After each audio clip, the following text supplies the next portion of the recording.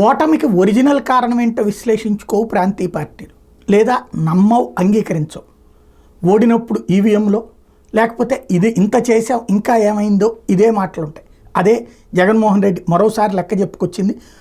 31 లక్షల మంది అక్క చెల్లెమ్మలకు ఇళ్ల పట్టాలు ఇచ్చాం, అలాగే 79 లక్షల మందికి ఆసరా కార్యక్రమం ఇచ్చాం, 27 లక్షల మందికి చేయూతనిచ్చాం, ప్రతి ఏటా ఇచ్చాం, 30 లక్షల మంది పిల్లలకు మంచి చేస్తూ విద్యావసతి దీవెనిచ్చాం, క్వాలిటీ చదువుల కోసం విద్యారంగంలో సంస్కరణలు తెచ్చాం, ఆరోగ్య ఆసరా నుంచి విలేజ్ క్లినికల ద్వారా ప్రతి పేదవాడికి తోడుగా ఉన్నాం, 54,000 మంది వైద్య సిబ్బంది నియమించాం, వ్యవసాయంలో కూడా విప్లవాత్మక మార్పులు తీసుకొచ్చాం, ఆర్బీకేల ద్వారా పేదలకు తోడుగా ఉన్నాం, విద్యా, వైద్యం, వ్యవసాయం, సామాజిక న్యాయం, సుపరిపాలన ఎన్నో మార్పులు తీసుకొచ్చాం, 15,000 మంది సర్వేలను పెట్టి ల్యాండ్ సంస్కరణలు తీసుకొచ్చాం, భూ రికార్డులని కూడా స్వచ్ఛీకరణ చర్యలు తీసుకున్నాం.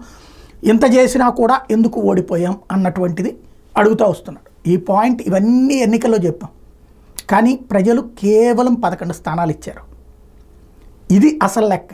అదేంటి అన్నది విశ్లేషించుకోకుండా ఎంతసేపటికి ఎక్కడో ఏదో జరిగిపోయింది అన్నటువంటి చర్చకే పరిమితం అవుతున్నారు జగన్మోహన్ రెడ్డి గారు.